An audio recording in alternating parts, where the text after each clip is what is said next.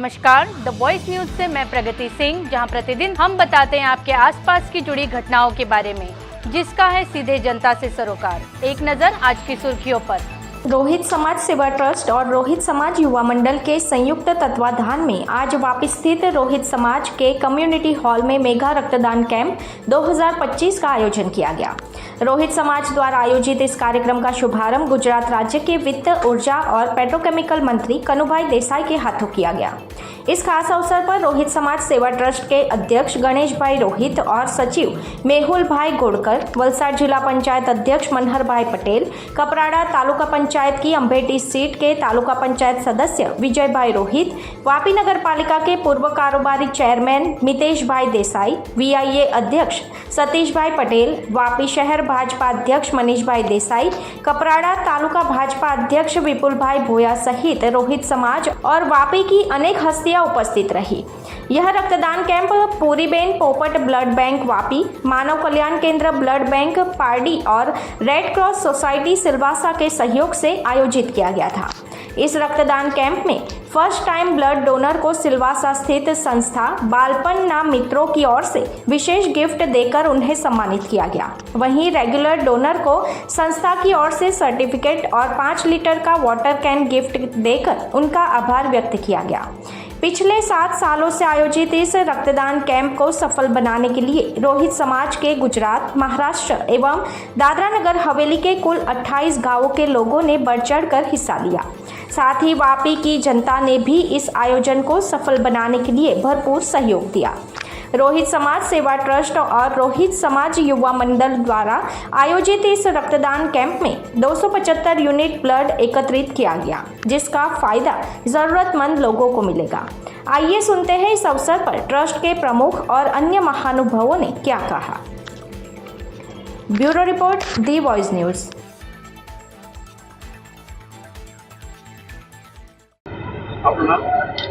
मारू नाम गणेशभाई शंकरभाई रोहित है। હું ટ્રસ્ટમાં પ્રમુખ તરીકે સેવા આપું છું। આજે રોહિત સમાજ સેવા ટ્રસ્ટ અને રોહિત સમાજ યુવક મંડળ વાપી દ્વારા સંયુક્ત રીતે મહા રક્તદાન કેમ્પ 2025નું આયોજન વાપી રોહિત સીટ ખાતે કરવામાં આવેલું છે। આજે અમારું બ્લડ કલેક્શન કરવાનું ટાર્ગેટ 400 છે। આ છેલ્લા 7મું વર્ષ છે। અમારું 7મું વર્ષ છે। ગયા વર્ષે 160 યુનિટ આપણે કરેલા।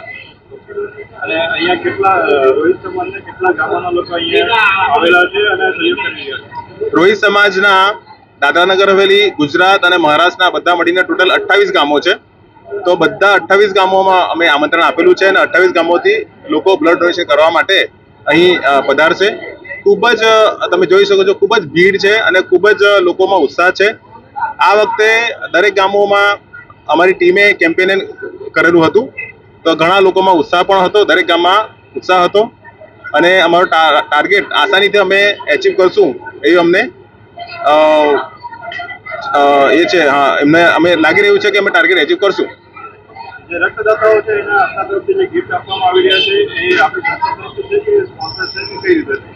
ના, આપણે જે ગિફ્ટ રક્તદાતા જે છે એમને જે ગિફ્ટ છે ટ્રસ્ટ તરફથી જ છે અને એક 5 લીટરનું થર્મોસ છે તે આપણે આપી રહ્યા છે। ખૂબ જ સારું થર્મોસ છે આ નયાસા કંપનીનું। અને બીજું એક બાળપણના મિત્રો ગ્રુપ છે, તેઓ જે ફર્સ્ટ ટાઈમ જે ડોનર છે એમને બીજો એક સરપ્રાઈઝ ગિફ્ટ આપી રહ્યા છે। આ જે તમે સવાલ પૂછો કે આ જે ગિફ્ટ છે એ અમે સમાજમાં જે ડોનેશન જે આવે છે તેના દ્વારા જ અમે આપીએ છીએ। કોઈ સંસ્થા દ્વારા સ્પોન્સર નથી, સમાજના લોકો પાસે ડોનેશન લઈ અને અમે આ ગિફ્ટ આપીએ છીએ। રક્તદાન જે તમે આયોજન કર્યો છે એના પાછળનો હેતુ શું છે?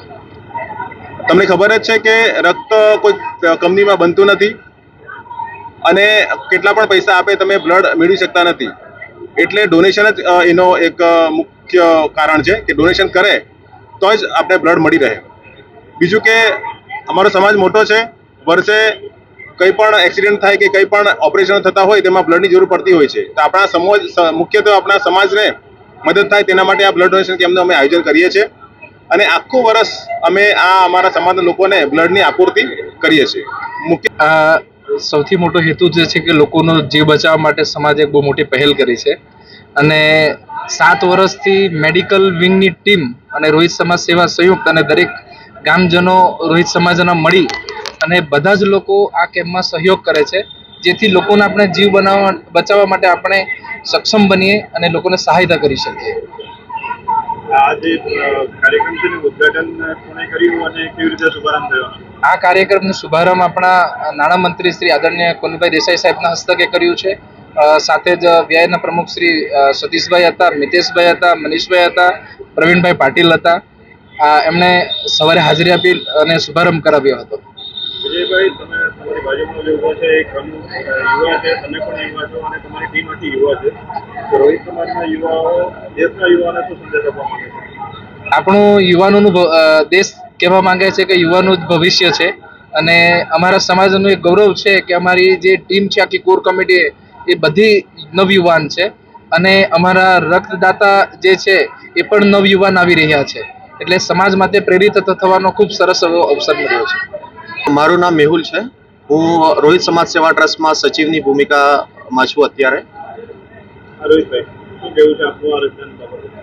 હું મીડિયાના માધ્યમથી એ જ કહેવા માંગીશ સમાજના લોકોને કે અત્યારે આપણે જોતા હોઈએ કે અસાધ્ય રોગોનું પ્રમાણ ઘણું વધી રહ્યું છે અને એ અસાધ્ય રોગોમાં હંમેશા આપણે જોતા રહીએ કે લોહીની ડિમાન્ડ ઘણી બધી વધી રહી છે અને સાથે સાથે આ માધ્યમથી હું પણ યુવાનોને કહીશ કે આ યુવાન અવસ્થા એવી છે કે જ્યારે આપણે કંઈ પણ રોગ મુક્ત હોઈએ છીએ તો આ જ એક અવસ્થામાં આપણે દરેક જણ રક્તદાન જરૂરથી કરીએ અને કારણ કે પછી આપણે 40-45 વર્ષ પછી જઈએ પછી આપણા કોઈ ને કોઈ રોગો ચાલુ થઈ જાય તો એ દરમિયાન આપણે આ રક્તદાન કરી નહીં શકીએ, તો એ પહેલાં જ આપણે કોઈ વસવસો નહીં રહી જાય એ માટે દરેક યુવાને આ રક્તદાન કરવું જ જોઈએ.